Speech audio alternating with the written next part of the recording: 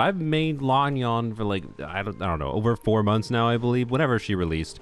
And this character, so originally it was just, you know, my normal format where I try to like DPS a 4-star that's not meant to be a 4-star. Or, sorry, not meant to be a DPS. I think she's meant to be a 4-star because that's what she is. Anyways, I have changed how I have chosen to use her, and she's just become one of the main characters I enjoy playing the most often, aka, you know, a main. You know, I have lots of thoughts and things to go over, and I want to talk about all those things, although I'm gonna, I think, save most of this yap for after I do an Abyss run. Despite Lan Yan's best team basically just being this, she's an Animo DPS who also happens to have this passive that gets her some elemental damage. This elemental damage, by the way, is about 25% of her damage. You know, this means Faruzan is an ideal teammate for her. No, you don't need C6 Faruzan. No, you don't need C2 Furina. The tenacity build I have in Furina, I don't think I showed the overall stats. This is a way, it's not even on purpose powered down. This is just kind of the build I prefer on Furina right now. Oh yeah, and Lan Yan has been a trigger for why I finally decided to move to tenacity Furina. I'll talk about that in this video too. I have a lot of different thoughts and like weird changes that Lan Yan has caused on my account, funnily enough, for like how I'm doing builds, and like, yeah, this build I'll explain.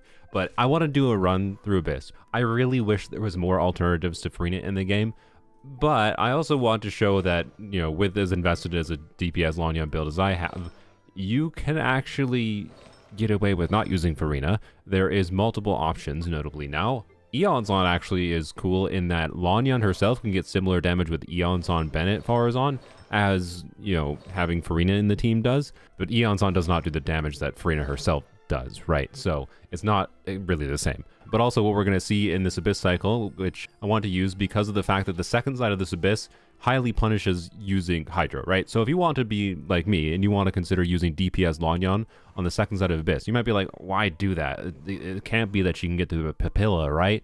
Well, turns out she's actually pretty decent for that, but you'll see. And I'll go over all my thoughts on why exactly I've chosen to build the characters exactly the way I have.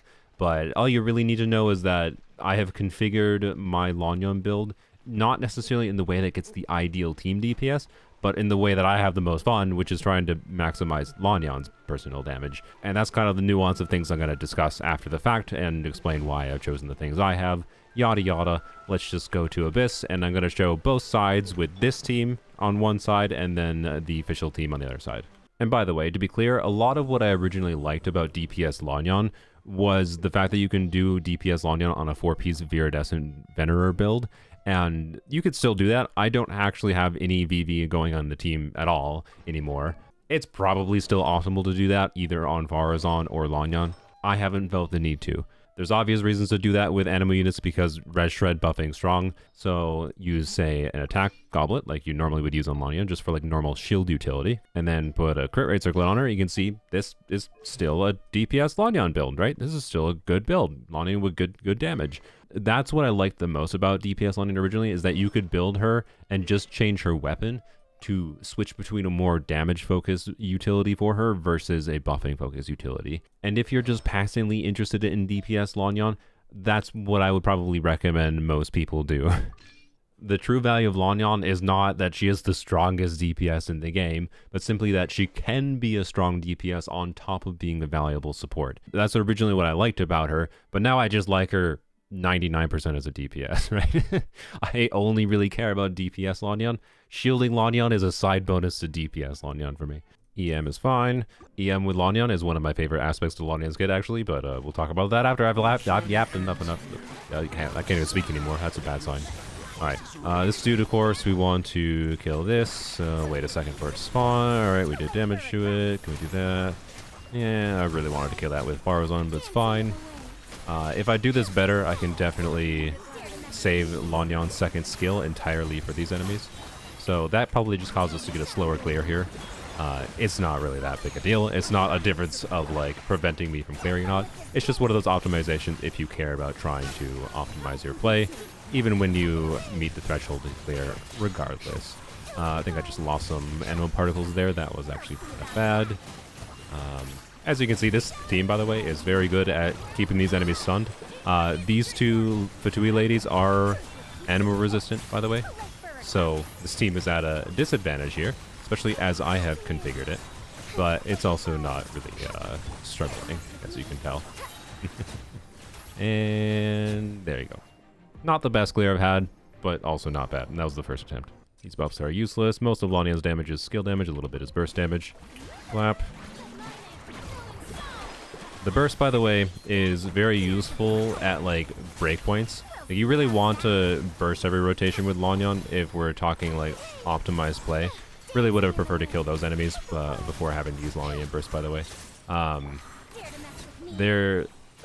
If you've seen me play in live streams, I've played this team in Mini and Abyss Chamber, and had to...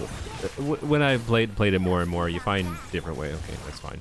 Oh, by the way, actually, there's something fun I want to show with this boss.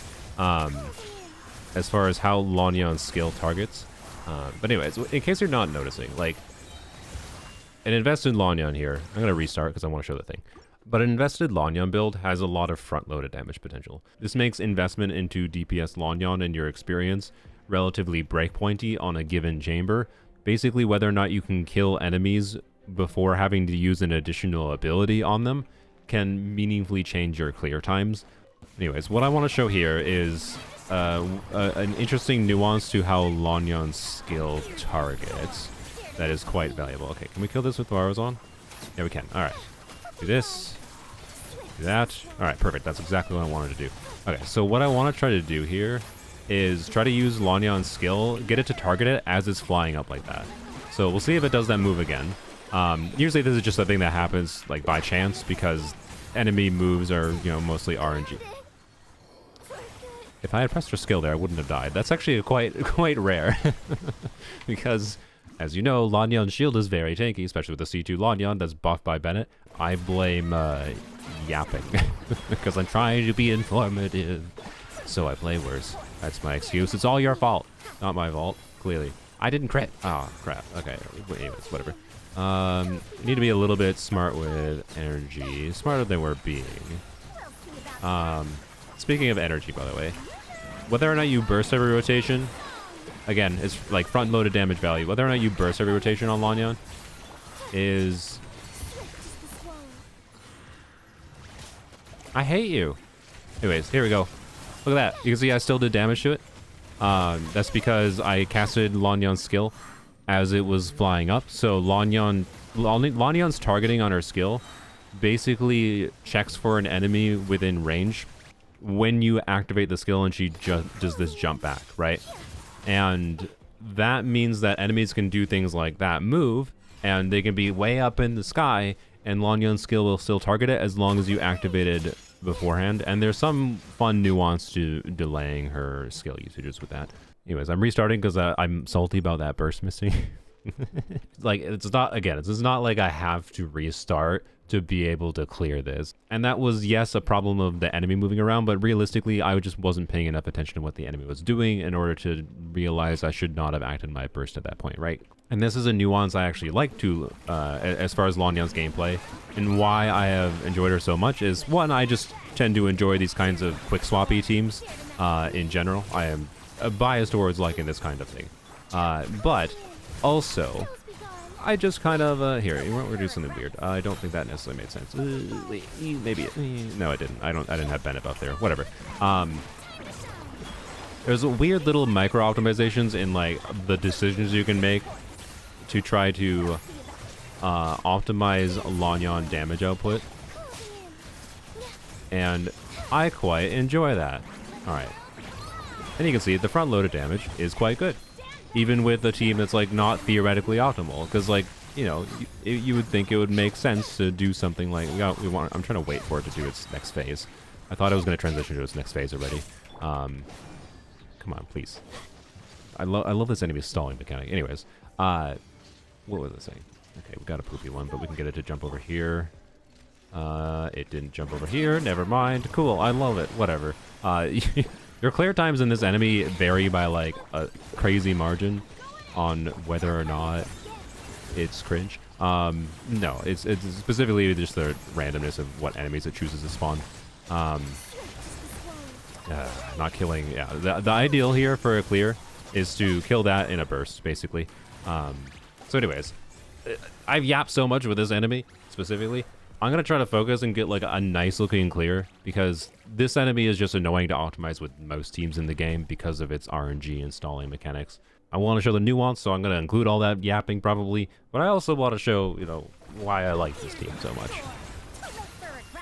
Man, me not killing this consistently with a Faruzan burst, by the way, is absolutely a I wish I had Faruzan's burst crowned. A weird aspect of optimizing in Genshin for teams you play a lot and learn how to optimize is that, you know, you take more risks doing certain actions, and that can cause you to make stupid mistakes because you get greedy for trying to get like the best clear possible. But yeah, anyways, oh, he did the flying move immediately. That's not preferable, but it doesn't really matter that much. And bam.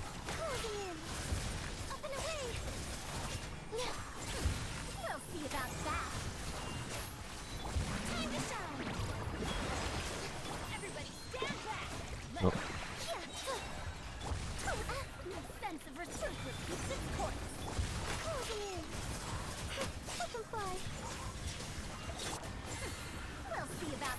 Where are you gonna spawn? Hey, it's a good one. This while it teleports. Perfect. Bam. Alright, bam. And we do this. Nice. There we go. There you go. That's what a good clear looks like. Now, chamber 3 here. ER is fine.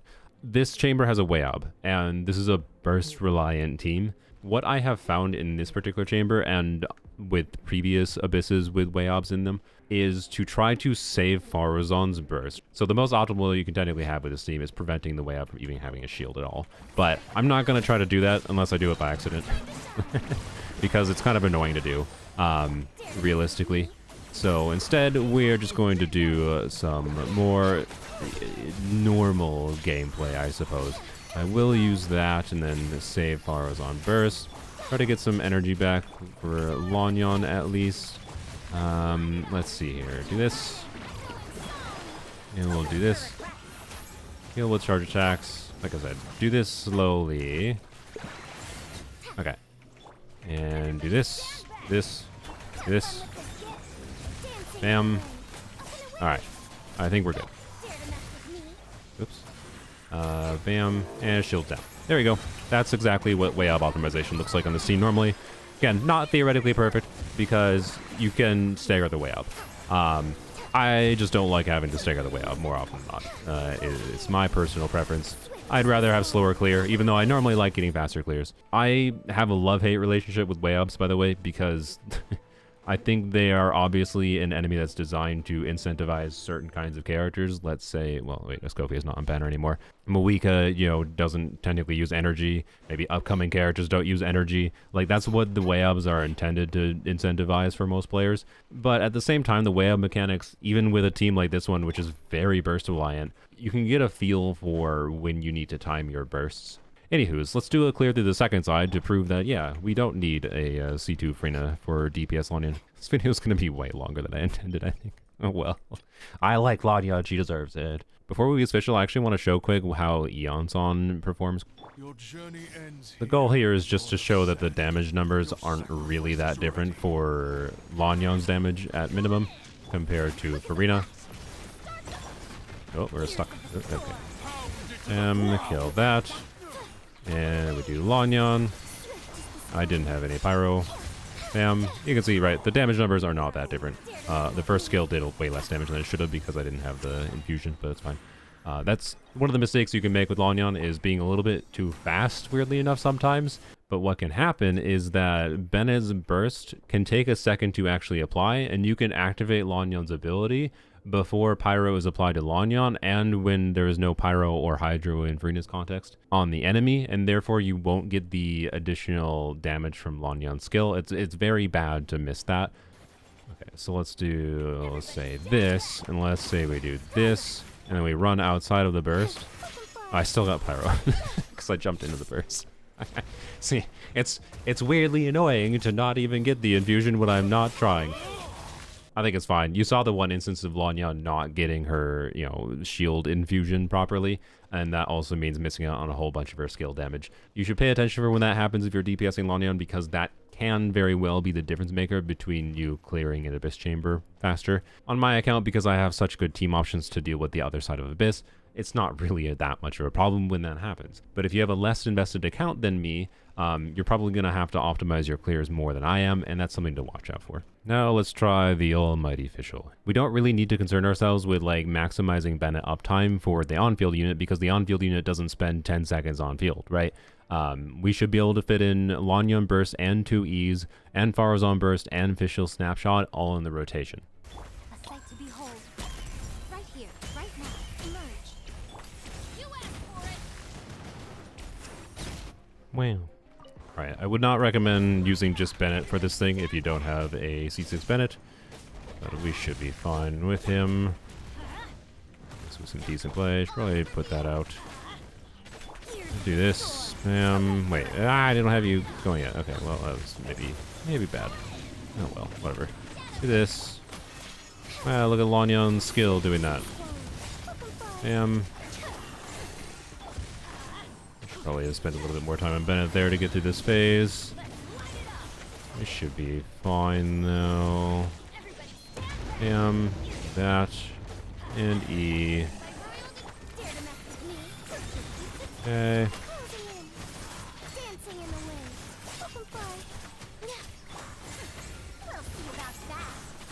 And should be fine. We'll do one more rotation.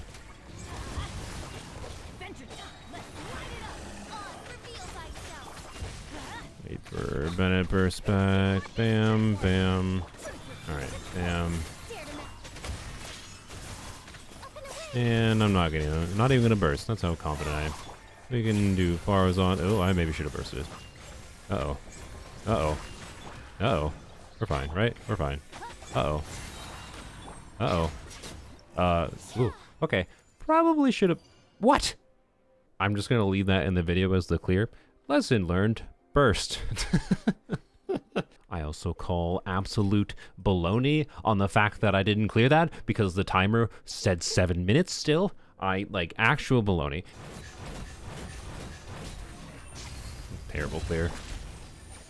It probably won't matter, though. I didn't need to do that, but whatever. Whatever. Watch how much Lan Yan skill does to this. Bam. Look at that. These shields are so much tankier than they look, by the way. It'll look more impressive on the boss, but whatever. Anyways. We will be fine. Bam. I should have done another Bennett skill to get my energy back properly, but oh well. Misplays. It's fine. Full of misplays on this side. Like I said, I don't want to recommend or worry about optimizing Lan Yan on this side. This is a really restrictive second side. And whatever. Please kill this. Yes, there we go. Okay, that's why you build your Faruzan for damage. It's quite important, by the way, just to like build your Faruzan for damage in a DPS Lanyan team. If you don't, you will fail. I think that's my overall vibe. Lanyan damage is important, but Faruzan damage is also important. I should try to do that. I can do this now. Bam. Okay. Don't know why not to do that. Bam. There we go. Did things a little bit more proper there. Almost killed it without having to do anything extra. Okay. Bam. There we go. No problem. Alright, and this should not be too much of a problem. Let's do this, do that. By the way, I could actually have timed things better. I probably shouldn't have done that, but I could have timed things better there. But part of the reason to bring Official in was to not have to worry about timing things. Maybe I should show it, but honestly, I don't think I need to. But what it is basically you can time the first hit of Lanyan's skill to hit before the the Papilla gets its shield up. And that means you can proc stack Frags. But you will still have like some of the first skill that will deal damage to the initial shield as far as a min-maxy thing that you can do. Do you need to do that in this team? Obviously, no. But maybe if your official's not C6 or whatever, maybe you would have to try to do that as an optimization. By the way, I just stopped thinking about rotations properly while I was doing that, which is not what I should do. And that was annoying. Okay, we better kill it. What? Ah! What's happening with the targeting? Oh, am I gonna have to redo this because of freaking Papilla? What? Stop pushing me around on the Bennett's burst! Oh my god! Well, come on! Oh my god! Are you? Look at the upsides. I can redo and try to show you the timing tech with Lan Yan to get to the shield faster, right? There are benefits to being forced to redo. Well, I mean, not forced. I still could have cleared it. Like, I still had 30 seconds. I just want to show it better clear. Alright, so I think the timing will be something like right now. I didn't do it quite right there. Okay. It's fine. What am I doing? I should be doing Lan Yan. So Lan Yan charge attack, by the way, does a bunch of hits really quickly. That's why it's quite good at getting through the Papilla shield, or part of the reason she's actually pretty good at getting through the Papilla shield, I should say. I don't know. I shouldn't have used Visual Burst before there, by the way. Just lost Visual uptime for no reason at all, but it's fine. It's fine. Dumb misplays.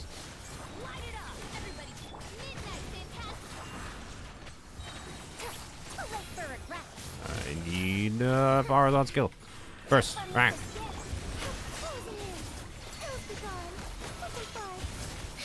Oh my gosh, you push around so much. No, die. No, you're not allowed to do it. Okay. I would have been so mad if it went into a shield face there. There you go. See, you can clear without Furina. Obviously, the second side of this abyss is very specific. I don't think I would normally recommend most people play that specific team, but hey, as a 4-star only DPS Lanyan clear, with a quite invested C6 Visual and a C6 Faruzan to be clear, you know, whatever. But Lanyan's not fully invested, although I definitely plan to get C6 Lanyan the next time she's on banner. Although, oh man, 4-star acquisition. Lanyan, getting Lanyan copies has actually been the worst 4-star experience I think I've had as far as the average cost. I decided to try to pull for C1 and C2, C1 being essentially required, by the way, for DPSing her specifically. This doubles her skill damage. So, I'm not saying you can't do any damage or anything with a Lan Yan that's not C1, but it's a very big difference, and I wouldn't even bother without it. C2 is just the more shield tankiness constellation. It's good. C3 is meaningful because it's 3 talent levels on her skill. C4 is EM for the whole party. This one's actually kind of interesting. One, because this is a damage increase for Lan Yan. She has this EM passive that increases her skill and burst damage. That's all of her damage. And gives her EM dual scaling, essentially. And with slightly lower talent levels, aka slightly lower attack scaling damage, right? Because this is all normal attack scaling damage.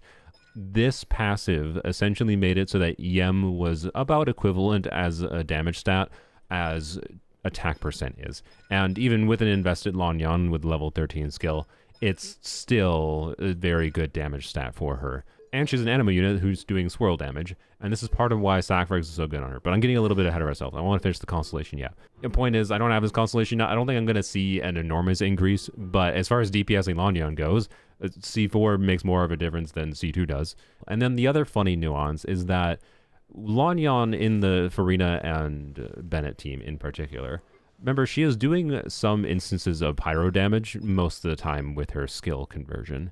This is a total of 12 hits of pyro, not application total, but it will apply a good bit of pyro, can get a vaporize itself, or it will apply pyro that can cause Furina to get a vaporize. So essentially either Lan Yan is getting some vaporizes and she's being built with some EM because you're using Frags on her, we'll go over that, or Furina gets a vaporize, and particularly if you're, building your Furina for more damage, that might be fairly impactful for your consistency of clears. And that's part of why I think the Furina, Bennett, Faruzan, Lan Yan team works as well as it does. So giving a little bit of EM to Furina is kind of interesting. This does require, by the way, bursting first. It's already ideal to burst first, I would say, before doing skill on Lan Yan most of the time. And I think in the footage you saw, I probably was doing skill, burst, skill sometimes, whether just because I didn't quite have enough energy. And so if you do skill, burst, skill, the first skill won't have the extra damage from this EM. It's going to be minor enough. I don't think it'll matter that much, but point is C4 might change the optimal gameplay route very minorly. C5 should be more meaningful though, because just talent levels on her burst. Her burst is high enough scaling. As you saw, it's meaningful damage. It's weird, like this burst damage is comparable to what this passive damage does, but the majority of her damage is still her skill. It's minor enough that you can miss it and it won't necessarily matter. But then there were circumstances like Chamber 1 second half, I should have used my burst, right, to kill the enemy. It would have died and I would have had plenty of seconds to spare, yada yada. Point being, the burst is a bunch of front-loaded damage value, and it's also AoE damage. Like, her Feather Moon Ring will switch to target different enemies if there's multiple enemies around, if you didn't notice that happening. So she has AoE potential, but she also has, depending on exactly how the enemy's situation is, she has some damage loss in AoE at the same time. She doesn't necessarily scale super well, but she scales a little bit, particularly more with her burst. And when I was able to like use Lan Yan burst, for example, in the second chamber to nearly kill the mechanical enemies, then I just had to use like one Lan Yan skill that dealt with the rest of their HP, and then I had a second Lan Yan skill from the C6 Frags reset to do on the Primordial Cube as it spawned. Kind of optimization that the burst allows makes it quite important. C6 Lan Yan. This does not let you use a weapon other than C6 Frags. Can I use my 5-star weapon? No. Unless you want to spend more field time on another unit. Because C6 Frags gives you a second skill. She gets so much damage from her skill, right? Like, I don't know what kind of 5-star weapon would have to release for it to beat out C6 Frags is my point. Because the other important thing is, again, she has this EM passive. The C6 Frags EM is a damage stat for her. Lolly's weapon is actually the strongest one as an alternative. All of the Widzith buffs also are very beneficial for her. So as far as like front-loaded quick swap damage potential, Widzith is also very good, but they're still a lot worse than getting a second skill on C6 Frags for Lan Yan's damage value. Unless you want to spend longer field time on someone else, you use C6 Frags on Lan Yan. So that is to say, if your goal is to try to do more of a DPS Faruzan team, where Lan Yan is your like quick swap sub DPS, I think that's something you could consider doing. You know what? I guess I should go record a quick clip of what that looks like. Builds are exactly the same as they were in Abyss, but now we're using Seat Lolly weapon on her. Oh, I didn't also mention with C6 Frags, extra skill. In case it's not obvious for anyone, extra skill is extra animal particles. That's reduced energy needs. Extra energy good. That's damage value as well. C6 Frags is just really good. Anywho's. Let's compare against this thing. Bam. Alright, burst. You can see higher damage burst. That's cool. And then we can Lan Yan, or Faruzan, sorry. You can see, wow, yeah, look at that. And we can get 2 buff charge attacks with Faruzan pretty easily. It's pretty good. It's enough to kill this enemy in, you know, a normal rotation. Go back to C6 Frags. Alright. This. Okay. That. Burst. And you can see, we killed it with 2 Lan Yan skills. We didn't even have to switch to Faruzan. I think just that boss alone is enough to illustrate how, you know, it's better damage to do 2 Lan Yan skills than do something like Faruzan. But you could have a different Faruzan build. Like I said, you could choose to play this team in a way where you're trying to play more main DPS Faruzan than you are trying to play DPS Lan Yan. It's kind of just your personal choice. But that's the actual reason not to use C6 Frags on her. And the whole point of this YAP is that C6 doesn't change this. And the reason is because an extra skill charge doesn't change the fact that she has a 16-second cooldown on her skill. C6 means that you will get 2 skills every 32 seconds instead of 1 skill every 16 seconds. Which, yes, that is 1 skill every 16 seconds, even with C6. But earlier in the video, I believe I said that I still think C6 is actually going to be impactful. The reason for that is because in practice, what these extra skill charges end up doing is give you more flexibility. And in the case of Lan Yan, in the worst case scenario, let's say you have an Abyss Chamber that you're able to clear in 2 rotations, so about 40 seconds. Then in that situation, what C6 gives you is 1 extra skill total. That's a bunch of multiplier value. So this essentially gives you at minimum 1 extra skill per Abyss Chamber. A nearly 2000% motion value scaling once per chamber is enough that I think C6 Lan Yan will actually be a very significant difference maker for how fast I can clear chambers. Other than Lan Yan C1, which is essentially necessary for DPSing Lan Yan as mentioned, C6 is something that should actually result in the most noticeable increase in clear times in Abyss Chambers. But it's not something that shows up in paper in an obvious way because it's not something you get consistently through 5 rotations, right? The extra skill will also give flexibility for getting energy back on demand if I need to. Blah, blah, blah, blah, blah. It will be actually a very good constellation for DPSing her. but it doesn't change whether or not you use sac frags on her, assuming your goal is to maximize Lan Yan's damage. So that's the whole yap about her weapons and her constellations. Artifacts. If you want a universal build option where you're using Lan Yan as a supportive unit, and all you have to do is, you know, switch to TTDS or whatever to be able to get her to like buff your Arlecchino, just do something like using her on 4-piece VV. Let me show you what her damage looks like if I do that. You can see, here's my build on 4-piece VV. I have less EM, more attack. Compared to my original Lan Yan video, I used Furina on a good Golden Troop build that I mentioned before. That's definitely an option still. You can just use Furina on a normal, like, decently invested Golden Troop build. Faruzan C6 on Tenacity. Don't use Tenacity if you're not C6. And then Lan Yan on VV. This will work. Having Lan Yan on VV essentially is trying to diversify the team's damage a little bit more. But anyways, what happens is that you usually get Hydro Swirls and Pyro Swirls in this team, but it can be a little bit inconsistent, to be clear. But remember, she does elemental damage from her passive, right? On this build that I have right now with an attack goblet, as well as VV that can actually buff this damage by giving Red Shred of the corresponding type, Hydro or Pyro, we're going to get less animo damage, but more other damage sources. So we shouldn't see a crazily different experience against this enemy here. Although I suspect because Lan Yan's damage is so much of the damage, it might fail to kill. No, it definitely does. Actually, I'm pretty sure that was better. VV is very good, is the point. Realistically, I think most people should just still strongly consider doing DPS Lan Yan on 4-piece Viridescent Venerer. The reason I didn't, primarily, is because I like seeing bigger animo damage numbers from her, and I have this absolutely ridiculous goblet to use as an onset goblet for her. And I had a very good onset Wanderer's Troop circlet, which let me use this very good off-piece, and that let me have quite a bit more ER than my 4-piece VV build did, with a little bit more crit to boot. If this goblet was an animo goblet on VV instead of a Wanderer's Troop goblet, I'd probably still be doing 4-piece VV. At the end of the day, I have enough investment level with, you know, having C2 Furina, which, you know, again, my Furina is doing way lower damage than she could deal. Like, I could min-max Furina so much more than I am doing. I just have enough investment on my account with my artifacts and whatever constellations that are helping out for sure, that I just don't feel the need to, and I'm fine doing the unoptimal thing that gets me to have more enjoyment. That's kind of all there is.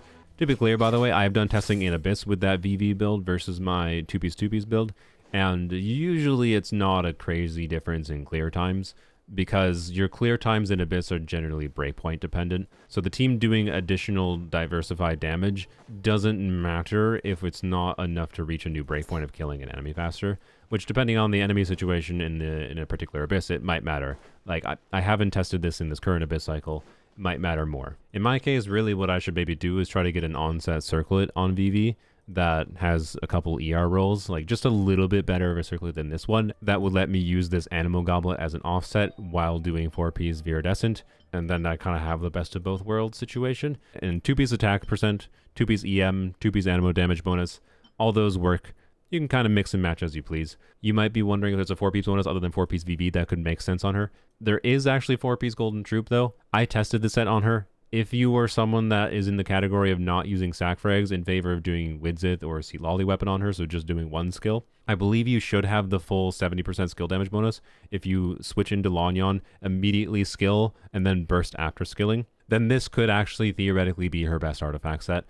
You might think 4-piece Mara should say Hunter works. In my experience, this doesn't work very well, and this comes down to how Lan Yan doesn't spend that much field time.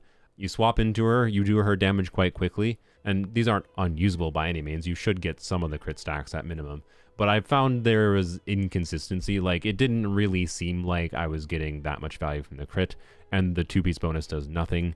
Although Bennett real quick, because you're using it with Furina, you should probably use a healing build on Bennett. So healing bonus circlet, HP goblet. I do have it on ER timepiece, you know, Aquila Favonia. Standard Noblesse Bennett build, right? Bennett's healing potential for trying to get fanfare stacks up as fast as possible is quite high. By the way, if you're trying to emulate this and you have a C0 Furina, you might want to swap back into Furina after you like do Bennett Burst in order to get like one healing instance on her.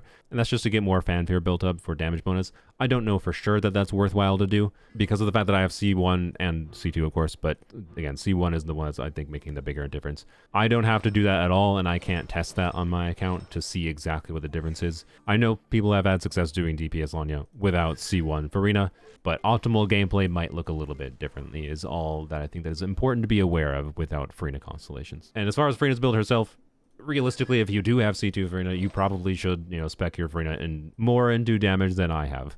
I don't because, again, I don't want to. I don't want Furina to steal the spotlight. I know that's her personality and all that, but I won't let her. Which sounds like I'm intentionally nerfing her. I actually have been trying to farm for a better build of Tenacity. I think more people know this now that Escoffier is out, to be clear, because Tenacity Furina in Escoffier teams is basically always optimal. The 2B's bonus still does increase Furina's damage, so it's not even that bad of a set for Furina's damage itself.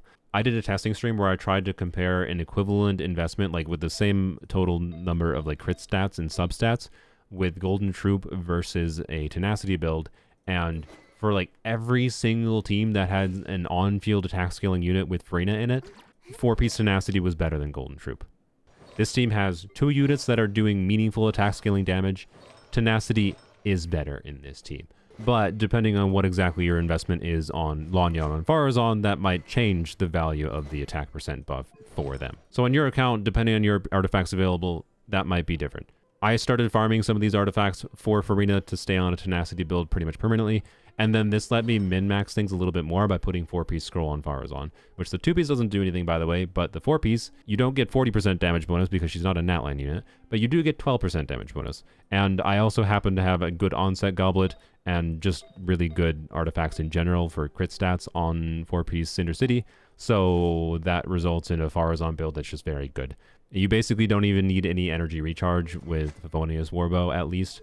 I can get more damage, by the way, out of this team by using Elegy on Faruzan. Remember, she gets scaling from EM and attack like normal, so Elegy is extra kind of good for Lan Yan. And then this also increases Faruzan's damage. But despite how good Elegy is, all of my fastest clears with this team have been with Fav on Faruzan.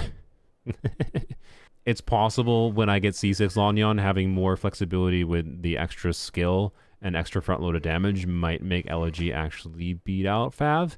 But I probably need a little bit more energy recharge substats, I think, both on Faruzan and on Lanyan to truly take advantage of Elegy of the end. Like, the Fav particles are just really good when it comes to trying to get your best clears possible for a team like this that really needs to burst consistently on demand when I want to. And being able to do things like funnel Fab particles to Lanyan, or have Fab to be able to get your energy back up at the start of the Abyss Chamber because you use your burst in the previous chamber, is a really big deal. And they've been doing events lately that have you start with 0 energy at the start. Fabs are really good for those events. If they do endgame in the future where you start with 0 energy, Fabs will be really good there. My point is like, this is a team where theoretically Elegy is like a perfect weapon on a really min-maxy level. Like, theoretically it is on a, like, it should be better.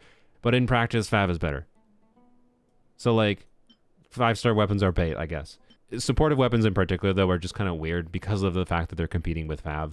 I like Elegy a lot in Auroron because Auroron teams usually have an energy economy that isn't as tight as something like this DPS Lanyan team is, right?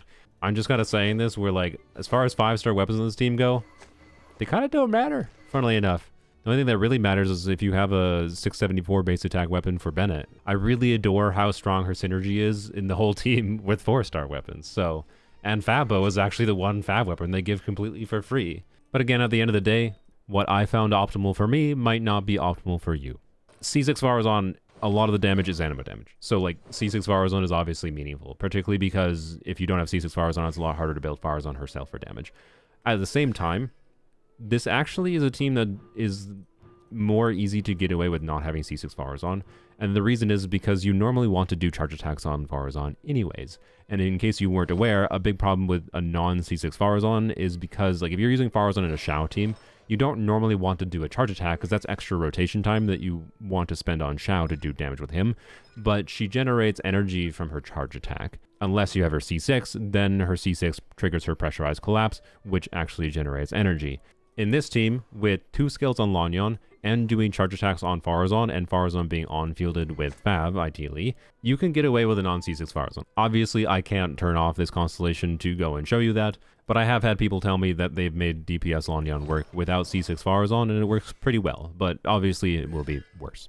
The real value of C6 Faruzan on this team is not like the crit damage buff, it's the extra damage value you get from Faruzan herself, on top of reduced energy needs for Faruzan and Lanyan, which indirectly increases your damage as long as you have the artifacts to build the characters for damage.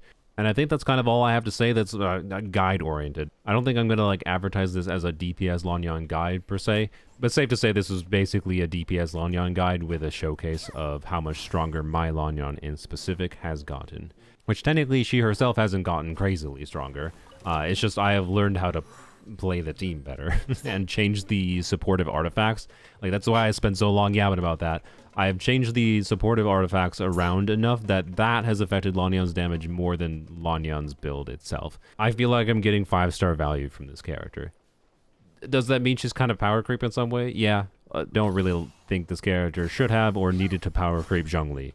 And I think how good of a Animo DPS or hybrid DPS she is highlights the flaws in Animo damage dealers, like team building for Animo damage dealers in general. This is definitely her best team, and I struggle to see how any future units could replace any particular unit in this team to be better. Funnily enough, I do think Furina, though, I guess, is the most replaceable team. It's just I could easily see them releasing a character that specifically has a niche of buffing characters' skill damage by, let's say, 120%, right? That hypothetical character, which would be more niche than Furina, could potentially be a best-in-slot character for this team, especially if they're an Animo unit. So we'll see what happens in the future, is my point. At the end of the day, I've just been quite impressed over the last 4 months using Lanyan in every Abyss. I usually enjoy just doing shenanigans with different teams, right? Where I just, haha, let's DPS the Shielder. And then, oops, this character is just so fun to DPS. She's good enough and so fun to DPS that I've become a Lanyan main. Look, I changed my profile picture from Yai to Lanyan, but I also changed the background to Yai because, you know, I still had to have Yai there, of course. I've had Yai as my profile picture for like 3 years. There's such a fun nuance to this character for how simple she is at a baseline. If I was going to change Lanyan's kit, I'd actually reduce the multipliers of this by like 50% and then make her elemental damage do the exact same scaling as her skill does. What that would do is keep her overall motion value the exact same. But then her damage for her skill would be 50-50 split between her infusion and her animo damage, and that would make it basically objectively better to do a attack goblet, and also incentivize doing different teammates other than like just Faruzan with her. So Lanyan isn't perfect, is my point, but the nuance of how her skill targeting works and how she feels to play, and the visual enjoyment and front-loaded damage value, and my enjoyment of quick swappy teams, and how you can optimize Abyss runs around how a team can be quick swappy and front loaded is, I don't know. I really like this character. She made me level 90 Faruzan. She might make me crown Faruzan skill and burst.